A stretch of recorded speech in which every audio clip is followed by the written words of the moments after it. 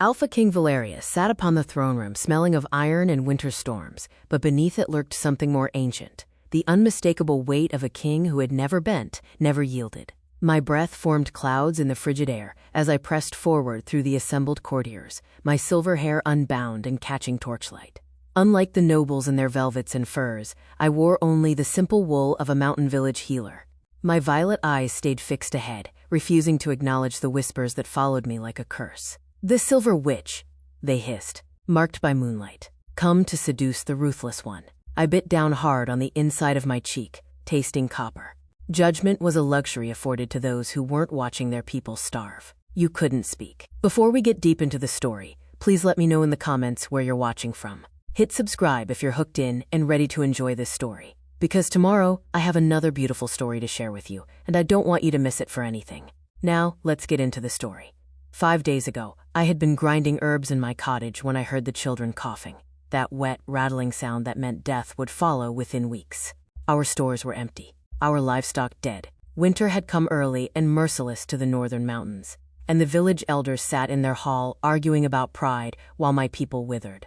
My mother's healing pendant hung heavy against my chest, hidden beneath my worn traveling cloak. "Remember, Elara," she had whispered before the fever took her. "Your worth is not measured by what you give away, but by what you choose to keep." The pendant was etched with ancient symbols, a crescent moon cradling silver flames, a mark of the silver moon bloodline before healers became targets and omegas became currency. The massive iron doors at the end of the throne room stood open, and through them I could see him. The room fell into immediate silence. Even the torches seemed to still their flickering, as though the very fire held its breath. One of black stone, surrounded by weapons and war banners, whose bloodstains told stories of brutal victories. But it was him, only him, who commanded every eye in the hall. He wore armor even here, even among his own court, dark leather and steel plates that made him look carved from shadow. The crown of iron thorns sat heavy on his dark hair. Furs draped across shoulders broad enough to carry a kingdom's weight. His face was all sharp angles and harder edges, a jaw that could have been chiseled from granite, scars that mapped a history of violence, and eyes that burned like molten amber in the firelight. Those eyes found mine, and something shifted in the air between us. He didn't move, didn't speak, but his gaze locked onto me with the precision of a predator who had just caught an unexpected scent on the wind.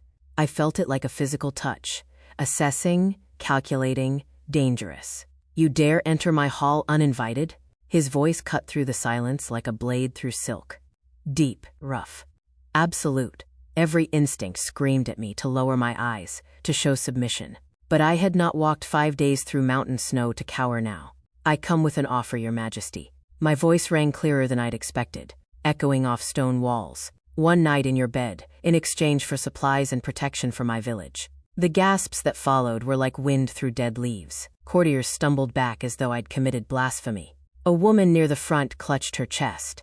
Even the guards at the door shifted uncomfortably. But Valerius didn't react. Not at first. He rose slowly from his throne, unfolding like a storm gathering strength, and descended the steps with the deliberate, measured pace of someone who had never needed to hurry. Who knew that kingdoms waited on his word, that armies moved at his command, that even time itself seemed to bend to accommodate the ruthless king? He circled me.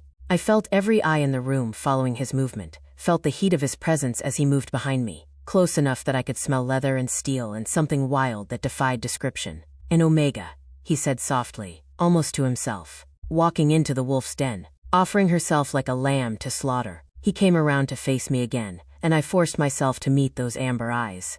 "Why?" The single word carried the weight of an ultimatum. "Because they're dying." My voice didn't shake, couldn't afford to shake. "Children, elders, everyone. And I can endure one night to save them all." Something flickered across his face, too quick to name. Surprise? Recognition? It vanished beneath the mask of severity, before I could be certain. "You understand what you're offering." Not a question. A statement. "One night in my bed. Your body for your village's survival. I understand. And you know what they call me." He leaned closer, and I smelled smoke and winter on his breath. The ruthless. The merciless. The king who has never taken a mate, never shown weakness, never let anyone close enough to matter. "I know the stories." "Then you're either very brave," his lips curved into something that wasn't quite a smile, "or very foolish, little healer." The title caught me off guard. I hadn't told him what I was. "Very well." He straightened, voice carrying to every corner of the hall. Your offer is accepted. One night, your sacrifice, for their salvation. But understand this, Omega.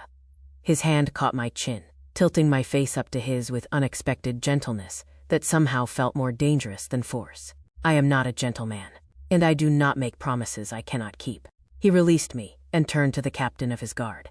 Prepare the royal chambers. See that she's bathed, fed, and brought to me at nightfall. Then he was walking away, his furs sweeping behind him like shadows, and I was left standing in a throne room full of staring faces, my heart pounding so hard I thought it might break through my ribs. Guards materialized at my sides, not grabbing, but guiding.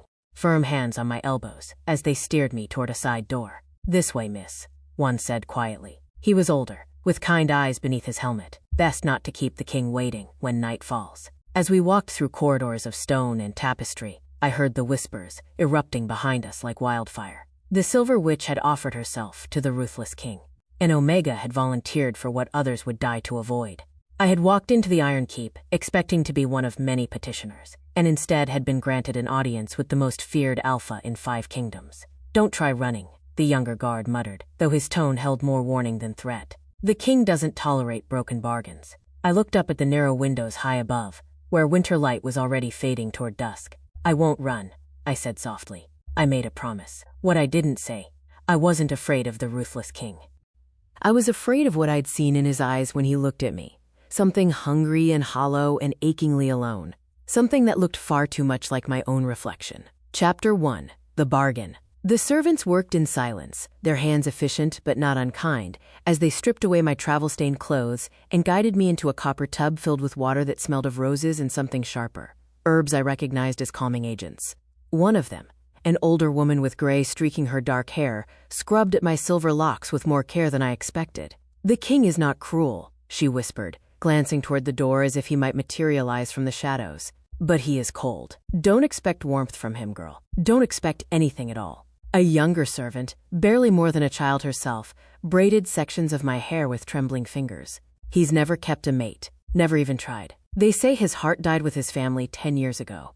I went still in the water. His family? The older woman's face darkened. Rival alphas. They came in the night, slaughtered his parents, his 2 brothers, his sister, even his betrothed, a princess from the southern kingdoms. Her voice dropped to barely a whisper. He was 19, found them all in pools of blood. They say he executed every conspirator himself, showed them the same mercy they'd shown his kin. That's when they started calling him the Ruthless. The younger girl shuddered. He's ruled alone ever since. No advisors he trusts. No one close enough to matter. Just war and duty and iron discipline. They dressed me in a gown of white silk, so thin, it felt like wearing mist. It clung to my damp skin, and when I caught my reflection in the polished shield hanging on the wall, I looked like a ghost. Like something already dead. For what it's worth, the older woman said as they led me toward the door, you're braver than most. Or more foolish. I haven't decided which. The royal chambers were nothing like I'd imagined. No silk tapestries or plush furs. Just stone walls covered in military maps marked with battle formations and territory lines. Weapons hung in careful arrangement. Swords, axes, daggers, each one lovingly maintained. A massive desk dominated one corner, buried under reports and correspondence. The bed itself was almost an afterthought, pushed against the far wall, its dark furs the only concession to comfort. I stood in the center of the room, arms wrapped around myself, feeling the cold seep up through the stone floor. The door opened without warning. Valerius entered, and the space somehow felt smaller, the air thicker. He'd removed the crown of iron thorns, but he still wore the armor, still carried himself like a man perpetually at war. He moved to a table near the window where a decanter of wine waited, pouring 2 goblets with steady hands. Sit, he said, gesturing to the chair across from him. Not in order. Not quite. I sat. He handed me a goblet, and I took it, our fingers not quite touching. The terms are simple. His voice was flat, businesslike. You may stay until dawn. If you endure the night without fleeing, I will send supplies and protection to your village. Food, medicine, armed guards, to see you through winter and beyond. He paused, amber eyes fixed on mine. But if you leave before dawn, for any reason, the bargain is void. Your people receive nothing. I understand. Do you? He leaned back in his chair, studying me like I was a puzzle he couldn't quite solve. Most Omegas who enter this room are here to climb, to secure power, position, a crown. But you, something almost like curiosity flickered across his face. Why did I accept your offer, Alara? The sound of my name in his mouth sent an unexpected shiver down my spine. I don't know. Because martyrdom is honest. He took a long drink of wine. You're not here to seduce power from me. You're not playing games or scheming for advantage. You're here to save your people, nothing more. His jaw tightened. That, I can respect. The admission hung in the air between us, unexpected and raw. I don't want your respect, I said quietly. I just want them to survive. I know. He set down his goblet, and for just a moment, something painfully human crossed his face. That's exactly why you have it. Chapter 2. Unveiling the Ruthless. The fire had burned down to embers by the time I found my courage. The wine helped. Not enough to dull my senses, but enough to loosen the careful restraint I'd maintained since entering his fortress. After tonight, I would never see this man again. What did it matter if I spoke freely now? Why do they call you the Ruthless? The question emerged softer than I intended. Almost curious, rather than accusatory. Valerius looked up from his goblet, and for a heartbeat I thought he might refuse to answer. Then something shifted in his expression. Not quite a smile, but close to it. Bitter and sharp-edged. Because it's true. He gestured to the fire, an invitation to move closer to its dying warmth. I rose and settled onto the fur rug near the hearth. After a moment, he joined me, close enough that I could see the scars that traced his jawline. After my family was murdered, I hunted down every conspirator. Every alpha who'd given the order. Every assassin who'd carried it out. Every merchant who'd supplied the poison. His voice was matter-of-fact, as if describing a military campaign. I showed them exactly the mercy they'd shown my kin. None. I should have been frightened. Instead, I found myself understanding. They gave you the name to make you a monster, I said quietly. To make others afraid, and it worked. He took another drink, but the truth is more complicated. I protect my people. Every village in my territory has food stores, clean water, healers. I've never broken a treaty, never raised taxes beyond what's fair, never turned away refugees. His amber eyes caught the firelight. The ruthless reputation keeps challengers at bay. It keeps my people safe. Sometimes a monster's reputation is more useful than a good man's. The loneliness in those words carved something hollow in my chest. My parents died when I was 8, I heard myself say. Plague swept through our village one winter. I watched them waste away, watched our healer try everything and fail anyway. My fingers found the pendant at my throat. I felt so helpless, so useless. After they were gone, my mother's sister took me in and taught me her craft. I became a healer so I'd never feel that powerless again. And yet you've been carrying your entire village on your back ever since. It wasn't a question. Someone had to. The words came out more defensive than I meant. The elders argue about pride and tradition, while children starve. If I don't act, who will? You're here because you're weak then. His tone was challenging, almost sharp. Because you had no other choice? I'm here because I had no other choice, I corrected. That's not the same thing. Valerius set down his goblet and turned to face me fully. The intensity in his gaze made my breath catch. You're not here because you're weak, Elara. You're here because you're the only one strong enough to do what's necessary. His voice dropped lower, almost reverent. The only one brave enough to walk into a predator's den and offer yourself up, knowing full well what it might cost you. The recognition in his voice unnerved me more than any threat could have. He wasn't looking at me like prey or property. He was looking at me like he saw something familiar, something he understood. You sacrifice yourself for others, I whispered, finally understanding. You wear the monster's mask so they don't have to be afraid of the real threats. And you give everything you have until there's nothing left. His hand moved, and for a moment I thought he might touch me. Instead, his fingers hovered near my face, not quite making contact. We're both very good at saving everyone except ourselves. The truth of it hit like a physical blow. All my life, I'd defined myself by what I could give, what I could endure, who I could save. And here sat a king who'd done exactly the same thing, just on a larger scale. What a pair we make, I said, trying for lightness and failing. 2 martyrs, bartering in sacrifice. Yes, his voice was rough. What a pair indeed. Chapter 3. The First Touch. The silence that followed felt different than before, charged with something I couldn't quite name. The fire had burned down to glowing coals, casting the room in amber shadows that made everything feel dreamlike and distant. Valerius shifted, and I tensed instinctively. This was it, the moment I'd been preparing for since I walked through those iron doors. The transaction would begin, and I would endure it, as I'd endured everything else. May I touch you? His voice cut through my spiraling thoughts, gentle and impossibly patient. I stared at him. What? Your hair. He gestured to the silver strands that had fallen loose from the servant's careful braiding. May I touch it? The question itself was so unexpected that I forgot to breathe. He was asking. Not demanding. Not taking. Asking. Yes. He moved closer with agonizing slowness, giving me time to pull away, to refuse, to change my mind. When his fingers finally brushed against my hair, the touch was featherlight, reverent. He lifted a strand and let it slip through his fingers like water catching moonlight.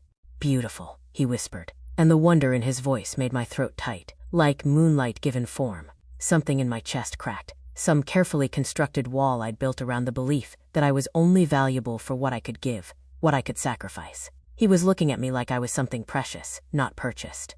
I have enough enemies, Valerius said softly, his hands still tangled in my hair. Enough blood on my hands, enough cruelty attributed to my name. I won't become the monster they believe me to be, not for an heir, not for base satisfaction. His amber eyes found mine. Not with you. You don't have to, I started, but he shook his head. May I? His fingers hovered near my jaw, not quite touching. Yes. He traced the line of my jaw with his fingertips, the touch so gentle it made me shiver. His thumb brushed my cheekbone, then traced down the column of my throat with aching slowness. At each point he paused, his eyes questioning, waiting for permission I kept giving without words. This wasn't what I'd expected. This wasn't a transaction or a claiming or a cold exchange of flesh for resources. This was a seduction built on respect, on consent given and received with every breath. May I kiss you? The question emerged rough, almost desperate.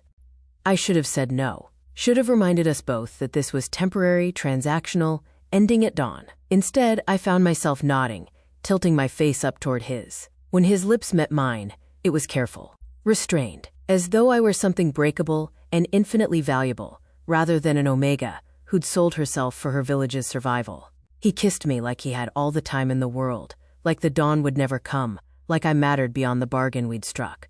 I made a sound, something between a gasp and a whimper, and his hand cupped the back of my neck, fingers threading through my hair. The kiss deepened, but never lost that quality of carefulness, of reverence that made me feel cherished rather than claimed. When we finally broke apart, both breathing hard, he pressed his forehead to mine. I see you, Ilara, he murmured against my lips. Not what you can do for me, not what you've sacrificed.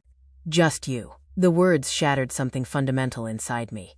All my life I'd been the healer, the caretaker, the one who gave until there was nothing left to give. No one had ever looked at me and seen past the usefulness to the person beneath. Until now. Until him. I didn't expect this, I whispered, and wasn't sure if I meant the tenderness, or the way my heart was racing, or the terrifying realization that I wanted more than just this one night. Neither did I. His thumb traced my lower lip, and the gentleness in the gesture made my eyes sting with unshed tears. Neither did I. Chapter 4. Healing Hands. When Valerius stood and began unlacing his tunic, I expected to feel fear or resignation. Instead, I felt only curiosity, and then, as the leather fell away, a healer's immediate assessment of injury. His torso was a map of violence. Scars crisscrossed his chest and abdomen in silver lines, some clean and surgical, others jagged and brutal. Claw marks raked across his ribs. A puckered burn marked his left shoulder.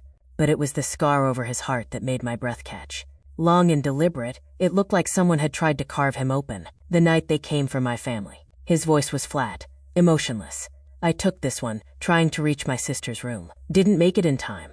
My healer's instincts overrode everything else. I reached out before I could think better of it, my fingers hovering over that terrible scar. The one that had tried to kill him. The one that had failed, leaving him alive to carry a burden worse than death. May I? I whispered. He nodded, confusion flickering across his face. The moment my palm pressed against his chest, the power I'd kept hidden my entire life surged through me like a flood breaking through a dam. Silver light bloomed from my fingertips, spreading across his skin in luminescent patterns that looked like frost on glass. Valerius gasped, not in pain, but in something closer to relief. His knees buckled, and I caught him, guiding him down to sit on the edge of the bed as the healing took hold. My gift had never been like other healers. I couldn't mend broken bones or cure disease, but I could touch the wounds that went deeper than flesh, the trauma that embedded itself in scars and refused to heal even after the body had knitted itself back together. The visions hit me like physical blows. I saw through his eyes, the night of the massacre unfolding in terrible clarity. His sister's screams cut short, his mother's blood pooling on marble floors, his father's broken body, the Omega he'd loved, throat slit, her last breath rattling in the silence. And underneath it all, the crushing loneliness of a boy forced to become a king, the terror of caring for anyone ever again, the certainty that everyone he loved would be torn away. A decade of grief and isolation and carefully constructed walls. I felt all of it as my gift worked, easing the emotional poison from wounds that had never been allowed to heal. When the light finally faded, I was trembling, tears streaming down my face for sorrows that weren't mine but felt like they were. Valerius stared at me with something close to awe, his chest still rising and falling rapidly beneath my palm. "What are you?" The question emerged breathless, wondering. "A silver moon." The truth spilled out before I could stop it. An Omega bloodline that can heal wounds of the soul, not just the body. We were hunted to extinction generations ago, because our gifts were too valuable, too dangerous. I pulled my hand back, the silver light dying. "I've hidden it my whole life. If anyone knew, you'd become a target." His hand caught mine, holding it against his chest where his heart was still racing. "Every alpha with ambition would try to claim you. To use you." Yes, something fierce and protective blazed in his amber eyes. "No one will touch you." The words came out like a vow, absolute and unbreakable. "Bargain or no bargain, Ilara. I won't let anyone use you the way they tried to use my family. You don't owe me that." "I know." He lifted my hand to his lips, pressing a kiss to my palm, where silver light still lingered faintly. "But you just gave me something I haven't felt in 10 years. Peace." His voice cracked on the word. "Let me give you protection in return." In that moment, I understood. This had stopped being a transaction the instant he'd asked permission to touch me. Maybe even before that. "Valerius, stay," he whispered. "Not because of the bargain. Stay." Chapter 5. Vulnerability and Fire. His plea hung in the air between us, raw and exposed in a way I suspected the ruthless king had never allowed himself to be. When he kissed me again, something fundamental had shifted, the careful restraint giving way to something deeper, more desperate.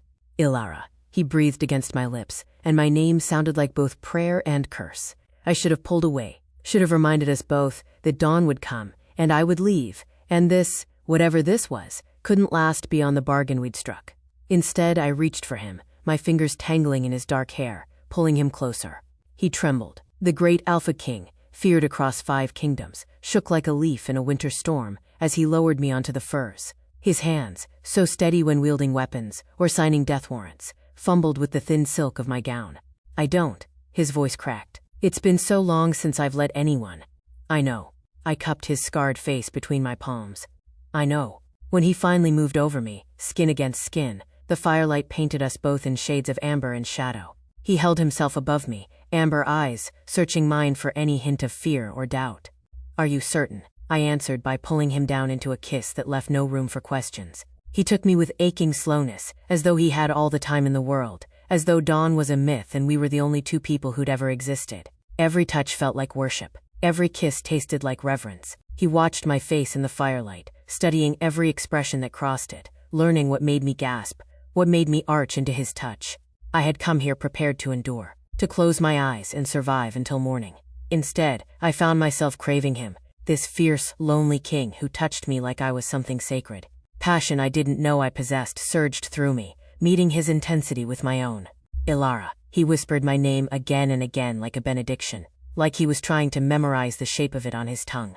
When the pleasure crested, threatening to drown me, I cried out, and he captured the sound with his mouth, swallowing it like he could keep this moment suspended forever in amber and firelight. Afterward we lay tangled together in the furs, neither of us speaking, both of us stunned by what had passed between us.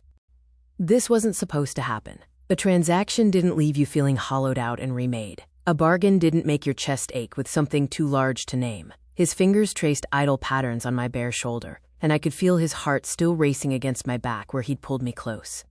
"I wasn't supposed to want to keep you." The confession emerged quiet, almost broken. That wasn't part of the bargain. My heart clenched so hard it hurt. I wasn't supposed to want to stay. He went still behind me. Then his arms tightened, pulling me impossibly closer, as though he could keep me there through sheer will alone. "Dawn will come anyway," I whispered, hating the truth of it. "I know." His lips pressed against my shoulder, my neck, the silver hair he'd called moonlight. "But we still have hours yet." Hours. That's all we had. Hours stolen from a transaction that had become something neither of us knew how to name. Hours before reality would intrude, and I would have to choose between the village that needed me and the man who'd somehow become necessary in the span of a single night. "Then don't let me go," I said softly. "Not yet. Never," he promised against my skin, and we both pretended not to hear the lie in it. Chapter 6. Stories by Firelight. The fire had burned down to nothing but glowing coals when Valerius finally spoke again.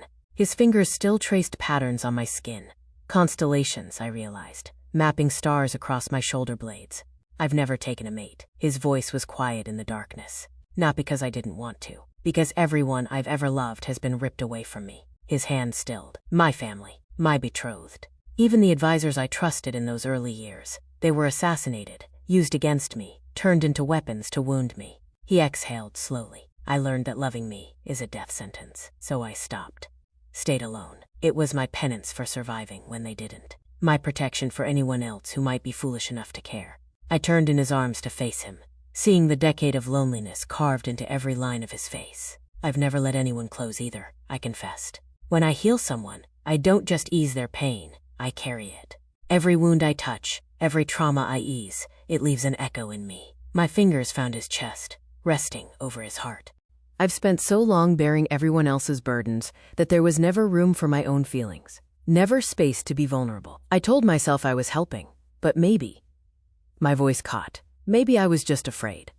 Afraid of what? That if I let someone in, if I let myself need someone, I'd lose them the way I lost my parents. That the pain of loving and losing would be worse than never loving at all. Valerius's thumb brushed away a tear I hadn't realized had fallen. "We're the same," he said with something like wonder. "Both of us built walls and called it protection.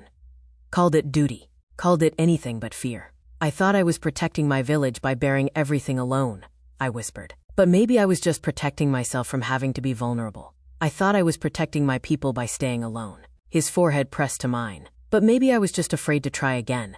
Afraid to risk feeling that kind of loss a second time." The honesty between us felt more intimate than anything that had come before. No masks, no titles. Just two people who'd spent their lives running from connection, finding it anyway in the last place either expected.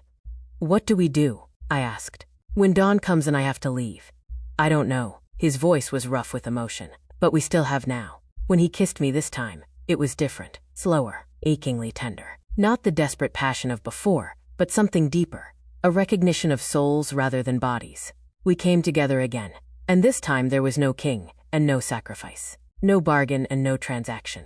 Just Valerius and Alara, two lonely people finding solace in each other's arms. He moved inside me with reverence, watching my face like he was memorizing every expression, every breath. When I whispered his name, he answered with mine, and the sound felt like a promise neither of us knew how to keep. Afterward, wrapped in furs and firelight, I felt the weight of approaching dawn like a physical pressure. "The sun will rise soon," I said, hating the words even as I spoke them. "I know." His arms tightened around me. "A few hours, maybe less, and then I go home. And then you go home." His voice was carefully neutral, but I felt the tension in his body. "And less." "Don't." I pressed my fingers to his lips. "Don't make this harder than it already is." He caught my hand, holding it against his mouth. "What if I want it to be harder? What if I want you to stay so badly it terrifies me?" My heart shattered and soared simultaneously. "Valerius, I know. The bargain. Your village needs you." I gave my word. He released a shaky breath. "But gods, Alara, I don't want to let you go. I don't want to go," I admitted, the truth cutting like a blade. We held each other as the darkness began to fade, both of us watching the window, dreading the light. Chapter 7. Dawn and Departure. The first rays of sunlight broke through the window like a blade, cutting through the fragile sanctuary we'd built in darkness. I felt Valerius tense against me, then slowly, carefully, pull away. "Dawn," he said, and the single word carried the weight of an ending. He rose from the bed and began dressing with mechanical precision. Gone was the man who'd trembled in my arms, who'd whispered confessions in the firelight. In his place stood the Alpha King, each piece of armor he donned rebuilding the walls we'd spent the night tearing down. Leather straps buckled with steady hands, though I noticed how they shook, just slightly, as he fastened the clasps at his wrists.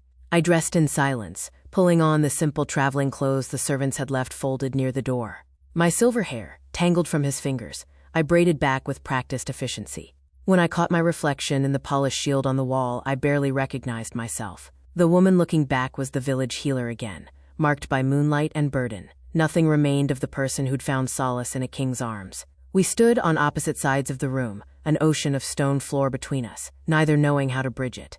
I've arranged everything. His voice was carefully neutral, the tone he probably used to discuss supply chains and troop movements. 4 wagons of grain, dried meat, medicinal supplies, enough to see your village through winter and into spring.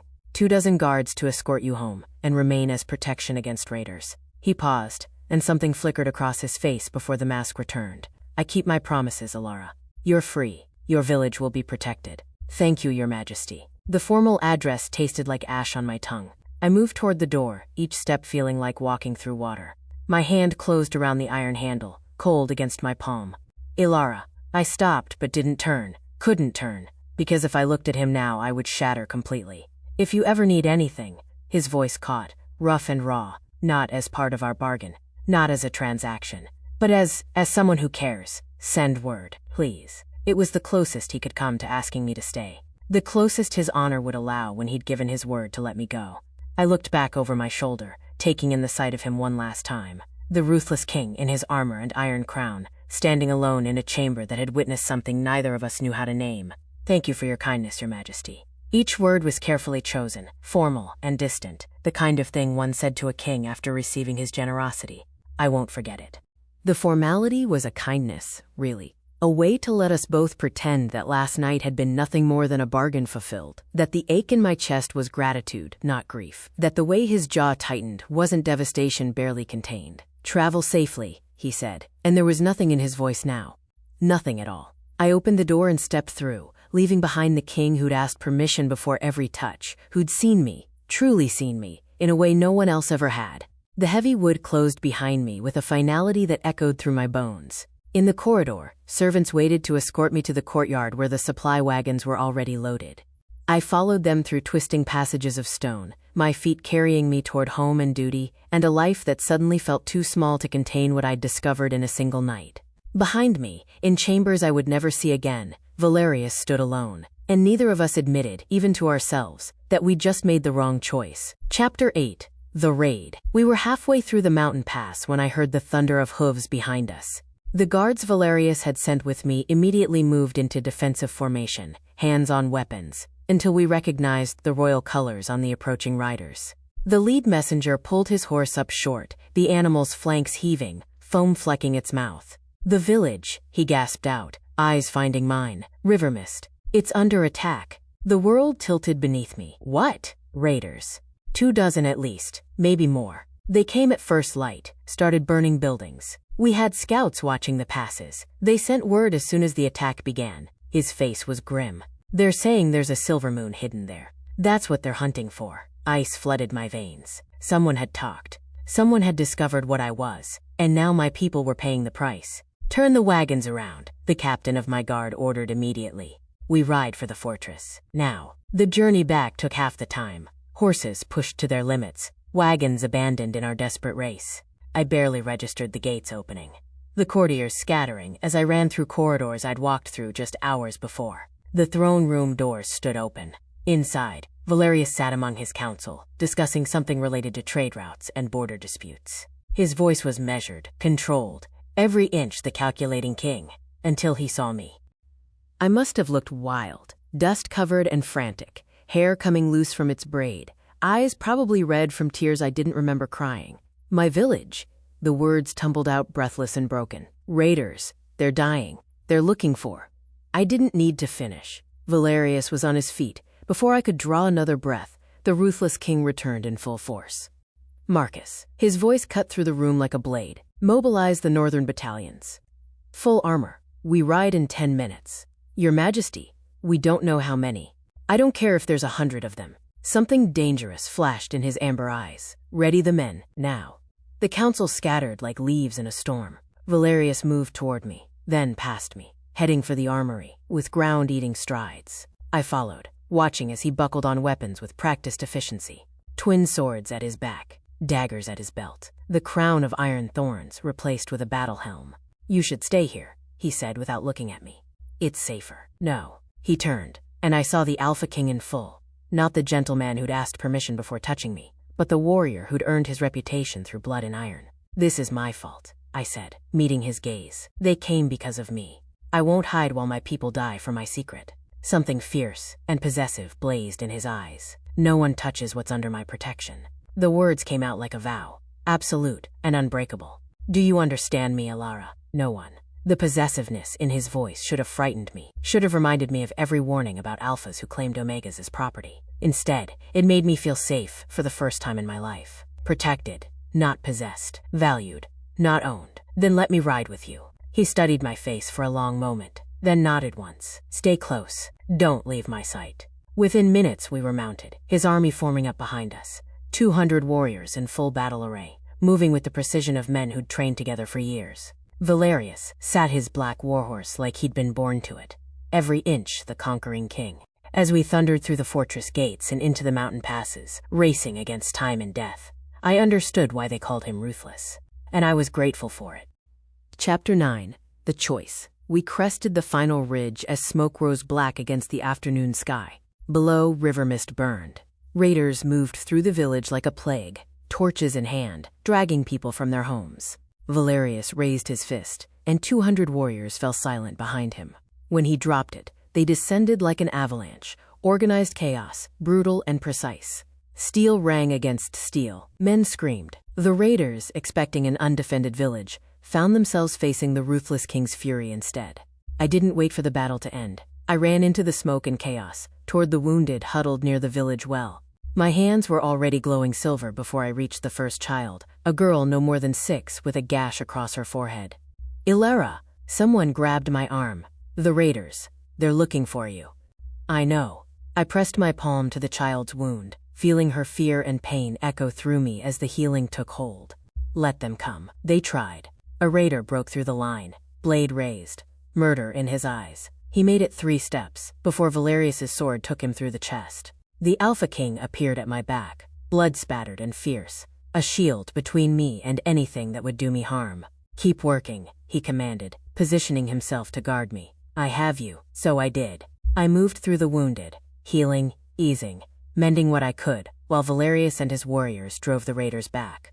We worked in perfect synchrony, his strength protecting my compassion, my healing preserving what he fought to defend. The villagers watched us, their healer and their king, moving as one.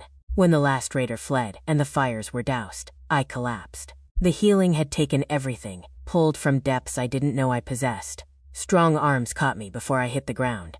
I've got you, Valerius murmured, lifting me against his chest. Rest now. You're safe. I woke to find him carrying me toward the village elder's home, my people gathering around with faces full of wonder and gratitude. The elders approached, humbled in a way I'd never seen them.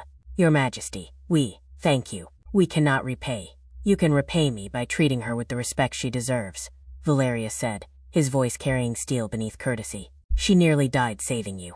Remember that. He arranged for everything. Guards to remain, supplies to rebuild, healers to assist the wounded. Then he turned to me, and something shifted in his expression, softer. Vulnerable. The bargain is fulfilled, Alara. You're free. I looked at my village, safe now, protected. The elders who'd sent me away now, looking at me with new eyes. The children I'd healed, playing in the ash-dusted square. Home, or what I'd always called home. Then I looked at him. Exhausted. Blood-stained. Battle-worn. But watching me like I was the only thing in the world that mattered. I know, I said quietly, taking his scarred hand in mine. That's why I choose to return with you. Not because I owe you. Not because of any bargain. But because I want to. Relief transformed his face, followed by something that looked dangerously like joy. As my mate? My queen? As your partner, I corrected, squeezing his hand. As equals. He pulled me close and kissed me there, in the center of my village, before gods and witnesses and everyone who'd ever called me strange. It wasn't a claiming. It was an offering, a choice made freely by both of us. When we finally broke apart, he pressed his forehead to mine. 2 healers, he murmured. You with your light, me with my sword. Both trying to save everyone but ourselves. Not anymore, I whispered back. Now we save each other. We rode back to the fortress together as the sun set, not as king in sacrifice, but as partners who'd found in each other's brokenness the pieces they'd been missing all along. Behind us, my village celebrated their salvation. Ahead, a kingdom waited for its queen. And between us, finally, was home.